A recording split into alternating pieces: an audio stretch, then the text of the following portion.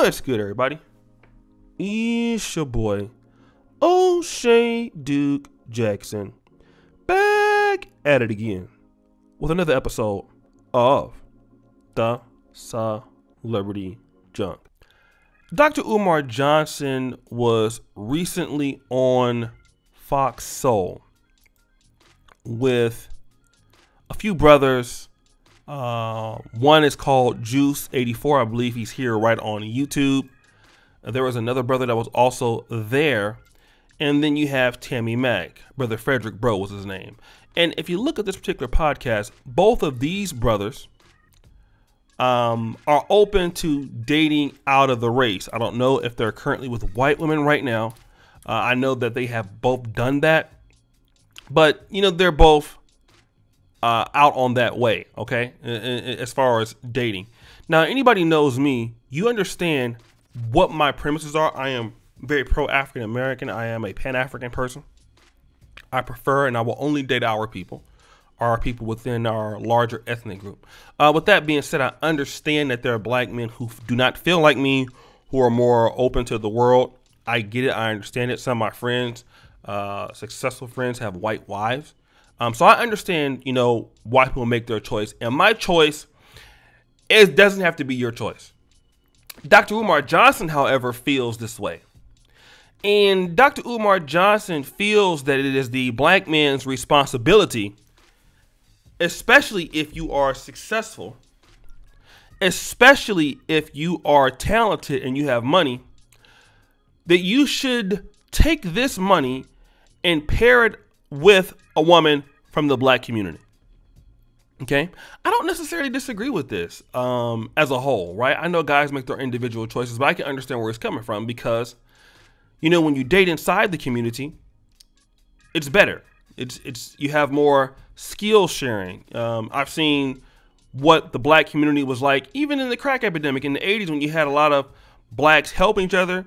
I've seen it in my neighborhood, so I see the benefit of having a community amongst blacks is much different than now. However, I believe that Dr. Umar Johnson feels that black men are entitled to do so. And that the black man is just going to the white woman, giving all of his money and his talents away to the white woman. And, you know, somehow that's a form of self-hatred amongst himself. And why would he go and do that to the oppressors? And things like that. And it's the black man's duty to bring his talents to black women. Tammy Mack, although she was moderating, you can also see that there was some bias in her tonality, that she actually believes this. Many black women believe this. But I need to be the bearer of bad news today. The bearer of bad news today. See, these other black men that are on the panel with Dr. Umar Johnson who vehemently disagree with him, who feel like they don't owe you anything, what they're telling you is, if you do not compete for my services, you won't be chosen. And that is what Umar Johnson's upset about. Umar Johnson feels that the black community, black women, deserve to get whatever they get. They should get royal treatment. They should get a man delivered handed to them like UPS, Amazon Prime, without competition. What would you say? Because I graduated college or I graduated medical school. Do I deserve a black woman? Y'all will tell me hell no. You don't deserve shit, right? You earn your woman.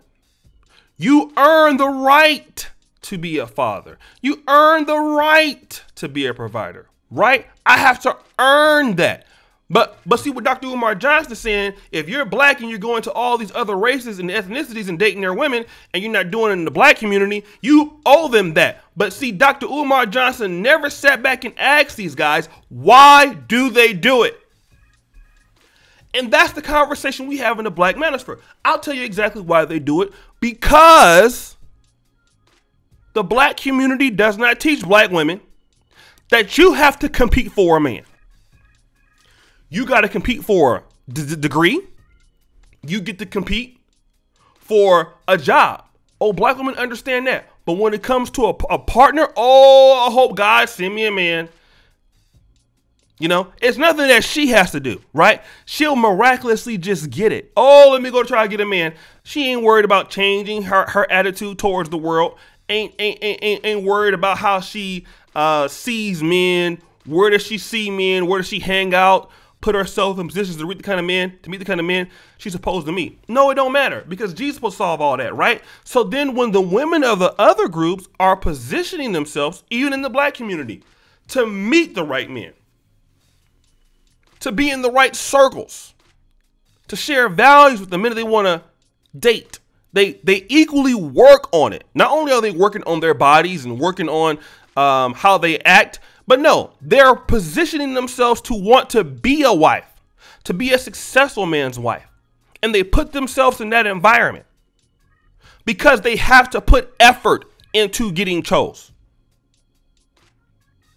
They have to do something else other than believe that, well, I'm me and I don't have to bring anything to the table. No. This is effort, boo. This is competition. Okay?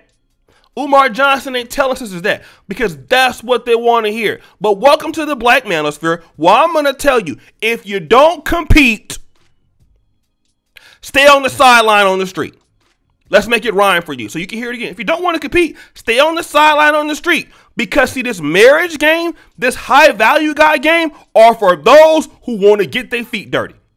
Those who want to get their hands dirty. And you're going to put in some work over here. If you don't, stay over there and shut your mouth. Okay? In the real sense, black men and black women have to compete for each other. Whether you like it or not. Want a nice looking black wife? She come from some money. She got a nice body. She take care of herself. Okay? She's worth something. You better have your stuff together. Black men know that. Oh, she went to Harvard. She come from a good family. Come from a top 10%. Oh, I got to have my money right. Oh, I got to have my investments right. Yeah, because if you get her, it's hard to get somebody like that. Usually. Right? And it is. Got to work at that. Got to take care of yourself.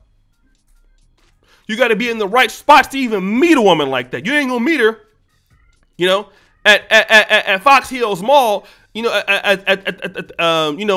at the goddamn cheeseburger stand. You might need a few connections to get up on somebody like that. That's fine. But when it comes to women in the community, Umar Johnson ain't gonna never tell the woman, hey, your attitude and the way you look at black men is the reason why you're single. So no black man that has the opportunity to go somewhere else for women who are going to compete for his services are going to come talk to you. Same thing with black business. It's the same concept. Black businesses, if you want money, you got to be what? Good. You have to be different. You have to supply your customer base. Even here on YouTube, if I want you guys to watch my videos, they gotta be good. We gotta put effort on the thumbnails. We gotta produce a lot of videos. If we want to make this a business, we have to do well. I spend a lot of money every month making sure the production is good. Because I want people to watch my videos. I want customers, right?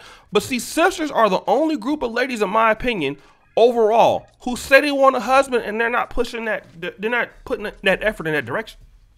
So when you don't get a guy that's worth anything, then what do you say? I don't care what Umar Johnson says. You're competing against other women for the top 10% of black men. If you don't like that, that's fine. You can be by yourself. That's cool. But black men ain't going to be just sitting there. Oh, well, you know what? You black. I'm going to just stay in the black community like me. I'm the kind of person that's going to do that. That's just me. But everybody ain't like me. Either you're going to shit or get off the pot. That's it. You're going to compete to put yourself in a situation to get a good man, or you're not. Same thing with the black men. Black men have to compete for the top tier of black women. Either you're going to do it or you're not. But don't nobody owe you nothing. The black woman don't owe the black man nothing if he ain't productive. The black man don't owe you nothing. You have to work for what you get as far as relationship. And if you don't want it, stay on the sideline on the street. Stay over there in the loser section. Because see, high top-notch people, that's for winners. And if you don't want it, just stop talking about it. Stop begging for mercy. Dr. Umar, make the black community compete for each other. Make the black man, if you want a nice looking black woman that's doing something, make him compete. Make the black woman who want a black man, make her compete. Let's compete for these services or shut up. You don't want that woman to have a white man? Compete. You don't want that black man to have compete. If you don't want to compete, stay there and be lonely. Then just shut up. That's simple. Black people have to compete in the community. For our clients, for our businesses, for our networks, we all got to compete. If you're not competitive, stay on the sideline and shut up. So guys, what do you think? It's your boy, O'Shea Duke Jackson, back at it again with another episode of The Celebrity Junk. I really appreciate you for all that you do. Subscribe, hit the bell, check out the first comment at the top. And as you know, the buffoonery remains at an all-time high. I'm out.